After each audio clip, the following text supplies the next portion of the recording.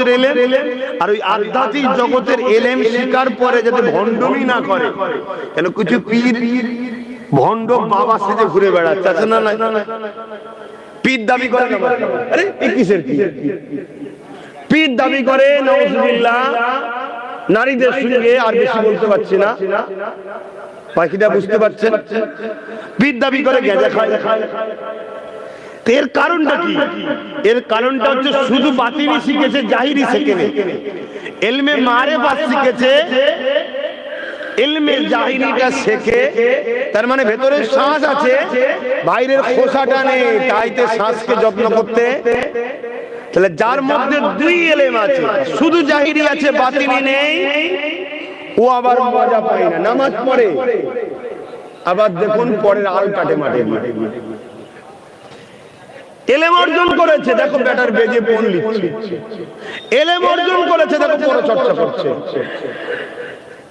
আল্লাহ ও রাসূলের পক্ষে কথা বলা পরচর্চা নয়, নিজের স্বার্থে ব্যক্তি আক্রোশ করা হলো পরচর্চা। আল্লাহ ও রাসূলের পক্ষে বলাটা হলো ফরজ, এটা পরচর্চা, এটা নেকির কাজ। তাহলে ইলম দুই ধরনের, আল ইলমু ইলমান, একটা জাহিরি, একটা অপরটা বাতিনি। এদেরকে বলা হয় আলেমে হাক্কানি, এরা হলো রাসূলের প্রকৃত ওয়ারিস, যাদের সম্বন্ধে নবী বলেছেন, সাহাবারা তোমরা আমাকে দেখে যে নিয়ামত পাচ্ছ, আলেমে হাক্কানি আমার ওয়ারিসকে যারা দেখবে, তাদের মজলিসে যারা বসবে, তোমরা আমার মজলিসে বসে যে নেকি ফায়দা পাচ্ছ, তারা সেই ফায়দা তাদের আমলনামায় আল্লাহ দেবে। জোরে বলুন সুবহানাল্লাহ।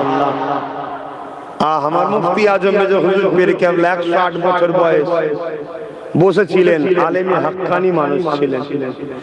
দুনিয়াবি দিকে যেমন ইলমের সাগরও ছিল, আধ্যাত্মিক জগতেরও সাগর ছিল। যে ব্যক্তিটাকে আমি কমসে কম একটু জ্ঞান বুদ্ধি বয়স ভালোভাবে দেখতে পেয়েছি, বাকি হুজুরদের ঘরে তো আমার জ্ঞান নেই। ছোট হুজুর পীর কেবলাকে একেবারে তখন সবে হামাগুড়ি দিতে পারি, এরকম অবস্থায় উনি ইন্তেকাল করেছিল। আমি বুঝাতে চাইছি একটা মেসেজ, ইলম দুই ধরনের। এই যাদের কাছে এই ইলম আছে, এদের সঙ্গে বন্ধুত্ব রাখলে লাভটা কি? এই যেমন আজকে বন্ধুত্ব রেখেছেন, খরচ করছেন, বন্ধুত্ব রেখেছেন বলি তো গাড়ির পয়সা দিয়ে মাহফিলটা করছেন না। আজকের বাজারে টাকা পয়সার অবস্থা খুব খারাপ, ইনকামই রয়ে গেছে, উপরন্তু কমে গেছে, কিন্তু দিনকে দিন জিনিসপত্রের দাম বেড়েই যাচ্ছে। যে থেকে অপদার্থ কেন্দ্রের জালিম সরকার এসেছে, আমার দেশটা ধ্বংস হয়ে যাচ্ছে। একটার পর একটা জিনিসের দাম বেড়েই চলছে, আর একটার পর একটা টাকাকে চুরি করলে পালাচ্ছে একদল। তো এইরকম একটা ঢামাডোলের বাজারে, কাজ কাম ধ্বংসের বাজারে, আর্থিক দিক দিয়ে সমস্যার বাজারে, এরপরও আপনারা তাবারুকের ব্যবস্থা করে, লাইটিং করে, প্রতি বছর 47 বছরের স্মৃতি আজও ধরে আসছেন। এটা কি প্রেম ছাড়া অন্য কিছু হতে পারে? এটা প্রেম? তাহলে ফায়দা কি? আল্লাহ